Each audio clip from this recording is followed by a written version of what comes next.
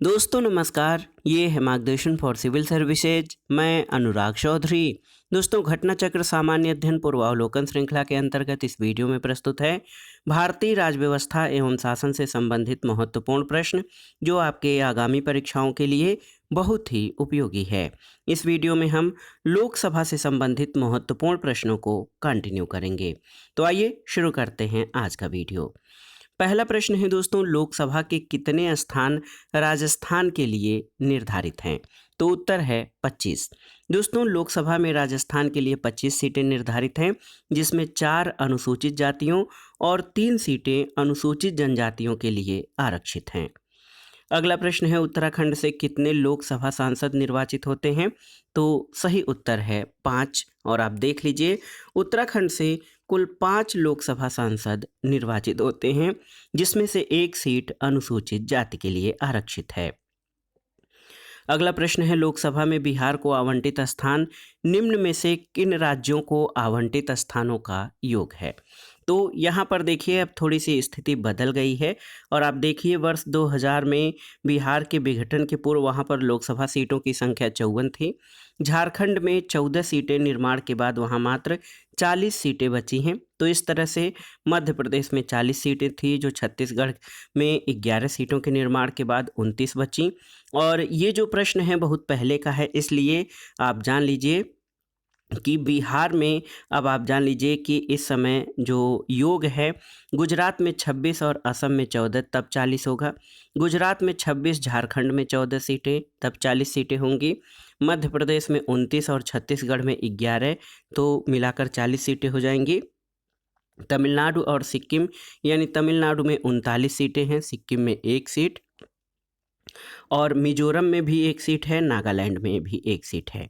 और वहीं अगर आप देखें उत्तर प्रदेश के सीटों की संख्या तो 80 है, और इसका आधा बिहार की लोकसभा सीटें हैं। अगला प्रश्न है, निम्नलिखित में से राज्यों के किस युग्म को लोकसभा में समान सीटें प्राप्त हैं? तो सही उत्तर क्या हो जाएगा? यहाँ पर ऑप्शन है पंजाब, असम, गुजरात, राजस्थान, मध्य प्रदेश, तमिलनाडु, आंध्र प्रदेश और पश्चिम बंगाल।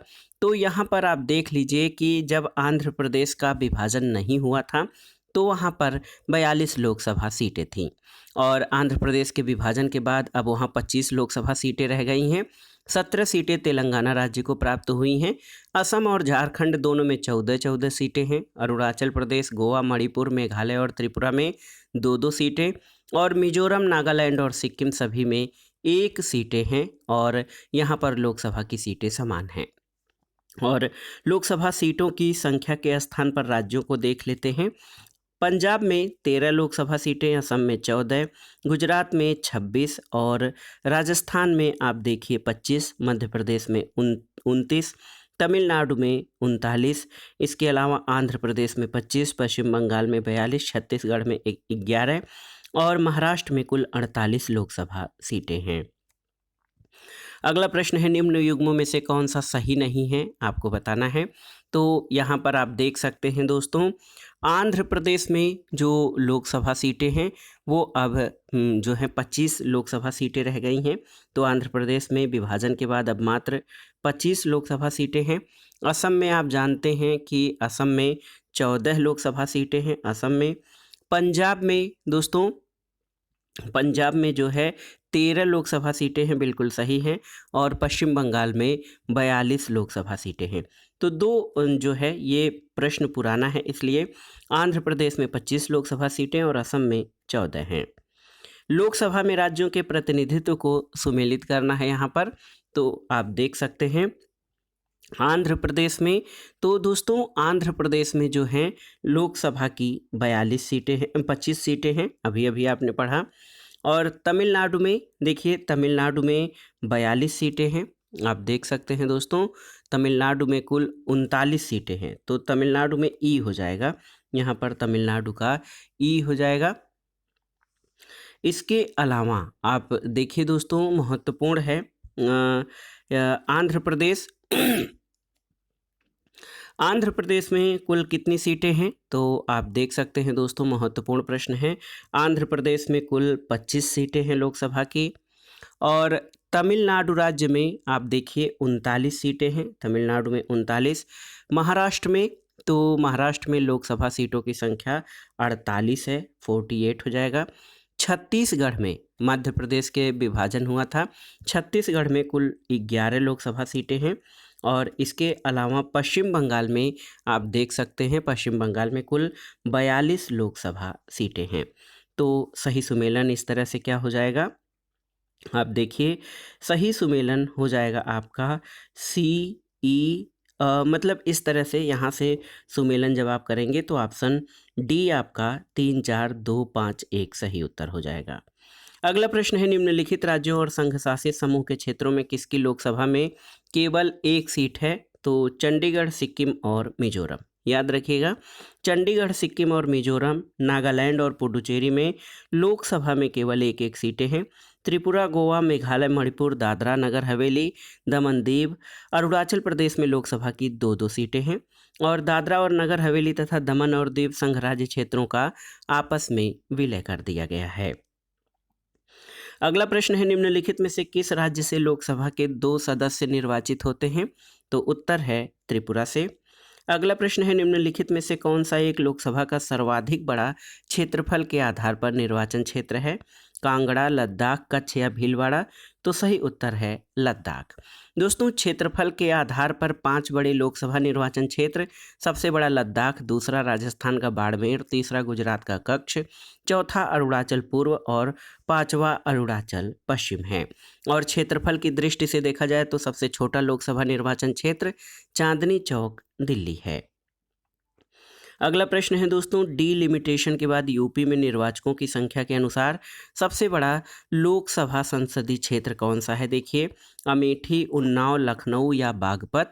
तो सही उत्तर क्या हो जाएगा, 2008 में लागू परिसीमन के बाद वर्तमान में 2019 लोकसभा चुनाव के आंकड़ों के अनुसार उत्तर प्रदेश में निर्वाचकों की संख्या के आधार पर सबसे बड़ा निर्वाचन क्षेत्र गाजियाबाद है, उसके बाद गौतम बुद्ध नगर और फिर उन्नाव है। अगला प्रश्न है दोस्तों, वर्तमान में लोकसभा के निर्वाचन के लिए चुनाव व्यय की अधिकतम सीमा कितनी है? तो आप जान लीजिए, वर्तमान में अगर हम आंकड़ों की बात करें तो इस तथ्य को जान लीजिए कि 6 जनवरी 2022 से जो नए नियम आए हैं उसमें लोकसभा निर्वाचन के लिए चुनाव व्यय की अधिकतम सीमा 95 लाख रुपए, कुछ राज्यों संघीय क्षेत्रों में 75 लाख और विधानसभा निर्वाचन के लिए 40 लाख रुपए, कुछ राज्यों में ये 28 लाख रुपए निर्धारित की गई है। अगला प्रश्न है, लोकसभा चुनाव के मामले में सामान्य वर्ग के उम्मीदवार और अनुसूचित जाति, अनुसूचित जनजाति के उम्मीदवारों द्वारा जमा की जाने वाली जमानत राशि कितनी है? तो अब आप जो है चीज़ें बदल गई हैं दोस्तों। लोकसभा चुनाव के लिए सामान्य वर्ग से कितना, 25,000 रुपये, अनुसूचित जाति जनजाति वर्ग से 12,500 रुपये, विधानसभा चुनाव में सामान्य वर्ग से 10,000 रुपये और इसके अलावा आप देख सकते हैं दोस्तों, जो अनुसूचित जाति जनजाति वर्ग है विधानसभा चुनाव के लिए 5,000 रुपये जमानत राशि है। तो अब ये इसमें चेंजिंग आ गया है। अगला प्रश्न है, लोकसभा चुनाव का कोई प्रत्याशी अपना जमानत खो देता है, यदि उसे प्राप्त नहीं होता है कितना?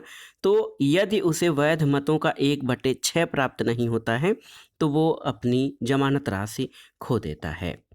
अगला प्रश्न है, लोकसभा का पहला आम चुनाव कब हुआ था? तो आप जानते हैं लोकसभा का पहला आम चुनाव 1952 में 25 अक्टूबर 1951 से 21 फरवरी 1952 तक चला था और ये चुनाव 489 सीटों के लिए हुआ था। पहले लोकसभा का पहला अधिवेशन 13 मई 1952 को हुआ था। अगला प्रश्न है दोस्तों, किस लोकसभा का कार्यकाल 6 वर्ष का था? तो ये 5वीं लोकसभा का और 15 मार्च 1971 से 18 जनवरी 1977 तक कार्य किया था। 9वीं लोकसभा कब भंग की गई थी? तो याद रखिएगा, मार्च 1991 में इसका गठन 2 दिसंबर 1989 को हुआ और ये 13 मार्च 1991 को भंग कर दी गई थी। भारत में 12वीं लोकसभा के लिए निर्वाचन कब हुए थे? तो फरवरी 1998 में हुए थे। कौन एक सही सुमेलित नहीं है, इसमें आपको बताना है। तो सही इसमें देखिए, 11वीं लोकसभा 1996 सही सुमेलित है, 7वीं 1982 नहीं, 13वीं 1999 और 9वीं 1989। दोस्तों 7वीं लोकसभा के चुनाव 1980 में संपन्न हुए थे, न कि 1982 में। अगला प्रश्न महत्वपूर्ण है, लोकसभा का नेता कौन होता है? तो आप जानते हैं प्रधानमंत्री लोकसभा का नेता होता है और राष्ट्रपति लोकसभा में बहुमत दल के नेता को प्रधानमंत्री पद पर नियुक्त करता है। किसी भी सदन का नेता उस सदन का सदस्य ही होता है। यदि प्रधानमंत्री लोकसभा का सदस्य नहीं होता तो लोकसभा में सदन का नेता किसी वरिष्ठ मंत्री को बनाया जाता है जो लोकसभा का सदस्य होता है। अगला प्रश्न है, लोकसभा अथवा राज्यसभा की विधानसभा के निर्वाचन में जीतने वाले उम्मीदवार को निर्वाचित घोषित किए जाने के लिए किए गए मतदान का कम से कम 50% मत पाना अनिवार्य है, तो ये सही नहीं है। दूसरा है कि भारत के संविधान में अधिकथित उपबंधों के अनुसार लोकसभा में अध्यक्ष का पद बहुमत वाले दल को जाता है और उपाध्यक्ष का पद विपक्ष को जाता है, तो ये आपका सही नहीं है। दोनों ही कथन आपके सही नहीं हैं। क्यों? तो भारत में लोकसभा अथवा राज्य विधानसभाओं का चुनाव फर्स्ट पास्ट द पोस्ट पद्धति के आधार पर कराए जाते हैं। इसके तहत देश और राज्यों को अलग अलग चुनाव क्षेत्रों में बांट दिया जाता है। क्षेत्र विशेष के मतदाता एक उम्मीदवार के लिए मत देते हैं। सर्वाधिक मत प्राप्त करने वाला उम्मीदवार विजयी घोषित किया जाता है और जीत करने वाले या जीतने वाले उम्मीदवार के लिए 50% मत प्राप्त करना अनिवार्य नहीं है। इसके अलावा भारतीय संविधान के अनुच्छेद 93 के अनुसार लोकसभा यथाशीघ्र अपने 2 सदस्यों को अपना अध्यक्ष और उपाध्यक्ष चुनती है। हालांकि ऐसी परंपरा रही है कि अध्यक्ष सत्तारूढ़ पार्टी का या गठबंधन का सदस्य और उपाध्यक्ष विपक्षी पार्टी का सदस्य हो, लेकिन संविधान में ऐसा कोई उपबंध नहीं है, तो इसलिए दूसरा कथन भी आपका सही नहीं होगा। अगला प्रश्न है, भारत में लोकसभा का स्पीकर या अध्यक्ष कैसे? तो ये दोस्तों भारत में लोकसभा का अध्यक्ष जो है वो चयनित किया जाता है। ऑप्शन बी आपका सही उत्तर है। और दोस्तों अध्यक्ष और उपाध्यक्ष को चुनने का आशय चयनित होने से है। बेयर एक्ट में चुनने के लिए चूज शब्द का प्रयोग किया गया है, न कि इलेक्ट का। अगला प्रश्न है, लोकसभा के स्पीकर का निर्वाचन कैसे होता है? तो लोकसभा के सभी सदस्यों द्वारा लोकसभा के अध्यक्ष का निर्वाचन किया जाता है। कौन अपने पद की शपथ नहीं लेता? देखिए, राष्ट्रपति, उपराष्ट्रपति, स्पीकर, प्रधानमंत्री या मंत्रिपरिषद के सदस्य। तो स्पीकर जो है लोकसभा अध्यक्ष अपने पद की शपथ नहीं लेता, क्योंकि वो पहले ही लोकसभा सदस्य यानी संसद सदस्य के तौर पर जो है वो शपथ ले चुका होता है, इसलिए वो जो है स्पीकर के तौर पर शपथ नहीं लेता है। अगला प्रश्न है दोस्तों, निम्नलिखित में से कौन अपने पद की शपथ नहीं लेता है? तो स्पीकर जो है अपने पद की शपथ नहीं लेता। लोकसभा का अध्यक्ष अपना त्यागपत्र किसे सौंपता है? तो सही उत्तर है लोकसभा उपाध्यक्ष को। अगला प्रश्न है, लोकसभा का अध्यक्ष अपना त्यागपत्र संबोधित करता है किसको? तो लोकसभा के उपाध्यक्ष को संबोधित करता है। लोकसभा के अध्यक्ष को कैसे हटाया जा सकता है? तो प्रक्रिया आप जान लीजिए, लोकसभा के सभी सदस्यों के बहुमत से पारित संकल्प के द्वारा लोकसभा के अध्यक्ष को हटाया जा सकता है। और आप जान लीजिए, लोकसभा के तत्कालीन सभी सदस्यों के बहुमत से पारित संकल्प के द्वारा लोकसभा अध्यक्ष को पद से हटा सकते हैं, लेकिन ऐसा संकल्प तब तक प्रस्तावित नहीं किया जा सकेगा जब तक इस आशय की कम से कम 14 दिन पूर्व लिखित सूचना न दे दी गई हो।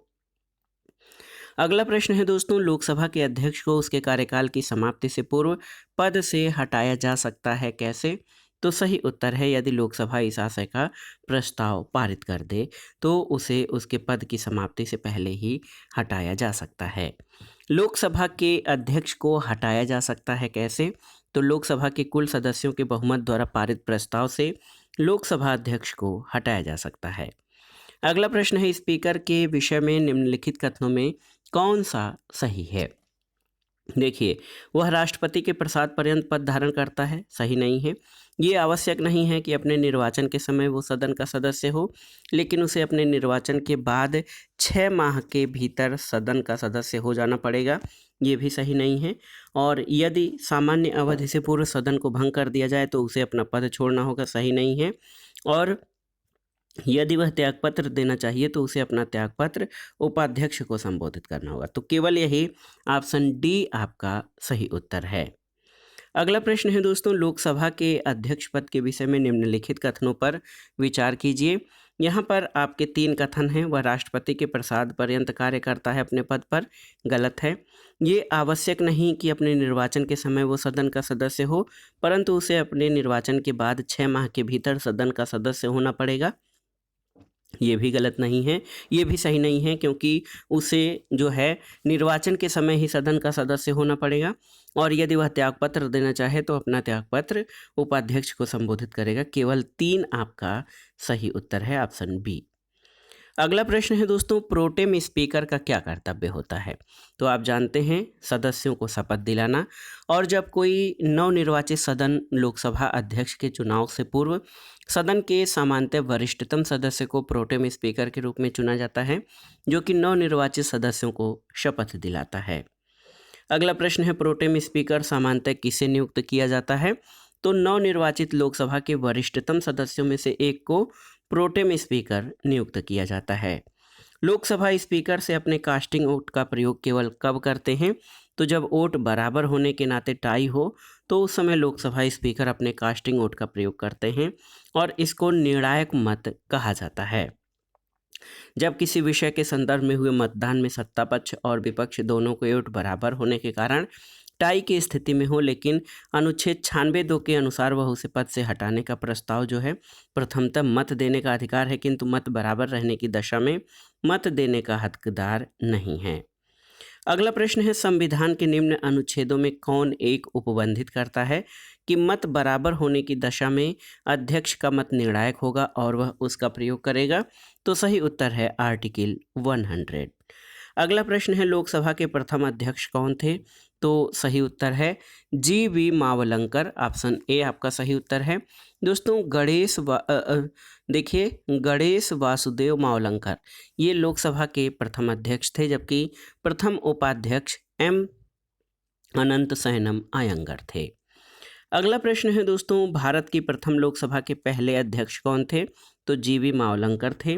प्रथम स्पीकर जिनके विरुद्ध लोकसभा में अविश्वास प्रस्ताव लाया गया था, वो कौन थे? तो उत्तर है जी.वी. मावलंकर। दोस्तों 15 दिसंबर 1954 को आचार्य जे.बी. कृपलानी सहित विपक्ष के 21 सांसदों द्वारा लोकसभा के प्रथम अध्यक्ष गणेश वासुदेव मावलंकर के पद से हटाने के लिए प्रस्ताव लाया गया, और इनके विरुद्ध ये प्रस्ताव 18 दिसंबर 1954 को लोकसभा के द्वारा अस्वीकृत कर दिया गया था। लोकसभा की प्रथम महिला अध्यक्ष कौन है? तो ये श्रीमती मीरा कुमार हैं, और ये 15वीं लोकसभा की अध्यक्ष थीं, जो जून 2009 में इस पद के लिए चुनी गई थीं, और वर्तमान में 17वीं लोकसभा है। इसके अध्यक्ष ओम बिड़ला हैं। अगला प्रश्न है, लोकसभा के उपाध्यक्ष के संबंध में निम्नलिखित कथनों पर विचार कीजिए, और इसमें आपको बताना है कि कौन से कथन सही हैं।